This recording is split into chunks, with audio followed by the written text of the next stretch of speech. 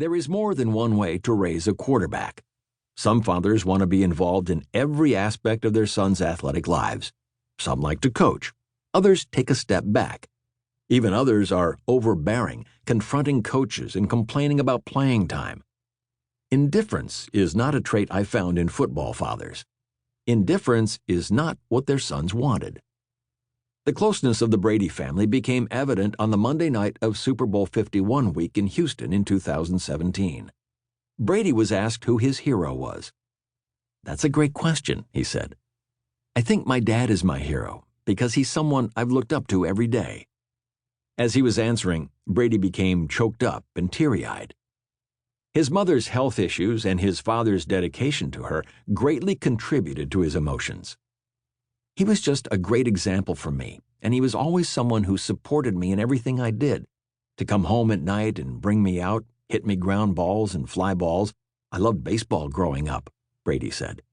"And to have a chance to go to the 49ers game on the weekend with him and my mom and throw the ball in the parking lot before the games, those are memories that I'll have forever." Tom Sr. and Galen arrived in Houston for the Super Bowl at the end of the week after she received medical clearance to attend her first game of the year. When Brady made those comments about his father, Tom Sr. was back home in San Mateo and was deeply touched. "I think every father relishes time with their sons, and you never know if the son relishes time with his father," he said. "For me, to hear he respects me, and as much as I respect him, is the most satisfying feeling that I could ever have." Like his son, Brady Sr. is emotional when discussing their relationship. "I remember when he was still in high school and I would go in to wake him up in the morning so we could go play golf," he said. "It was always the greatest joy for me that he wanted to play golf with me." Years later, he made the comment that, "I never wanted to stay out late on Friday night because I wanted to play golf with my dad Saturday morning." He thought about that for a second. He wanted to grasp the full meaning. "It's more than gratifying," he said. "It's really a fulfillment of my dream. I love every minute I can spend with my son." He knows he's not the only father so fortunate that his son feels that way, and he never takes it for granted.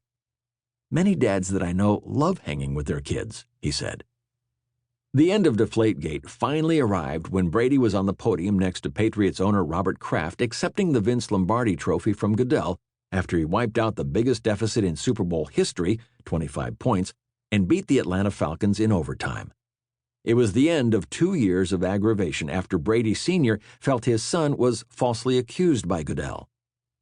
"There's been a lot of pent-up emotions for 2 years. It was a cathartic time," he said. "Everything that we could have possibly hoped for and more was realized in that moment, seeing him up there on the podium." Tom Brady Sr. has lived the dream of any parent.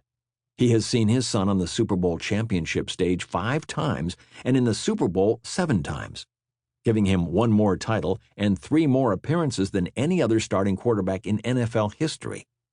Yet, it's unrealistic for all fathers to see their sons achieve greatness. Tom Sr. is a lucky man. My First Coach takes you on a memorable journey. There are success stories and stories of deep disappointment. There's a stop at Phil Simms' home office in Franklin Lakes, New Jersey. Initially, my plan was to talk to him about his relationship with his 2 sons, Chris and Matt, both of whom made it to the NFL. I have known Simms since the New York Giants drafted him in 1979, but had never heard him talk about his own family life as a kid growing up in Louisville. His childhood was so compelling that it became a big part of the chapter about him in this book. I didn't know that his father was an alcoholic. I didn't know Phil had a brother and a sister who died way too young as adults. I went to visit Michigan coach Jim Harbaugh, the son of a lifelong coach. His parents, Jack and Jackie, moved to a house around the corner from Jim and his family in Ann Arbor in 2016, just before his second season back at his alma mater. Jack's outgoing personality is much closer to that of his other son, John, the coach of the Baltimore Ravens, than it is to Jim's. One thing is clear. Dad is thrilled that his boys went into the family business. Do you like hearing the Harbaughs chant, "Who's got it better than us?" and then their teams reply, "Nobody"? You can thank Jack for that. One of Jack's 10-year-old buddies he played sandlot baseball with when they were kids came up with that, and it's become the Harbaugh rallying cry.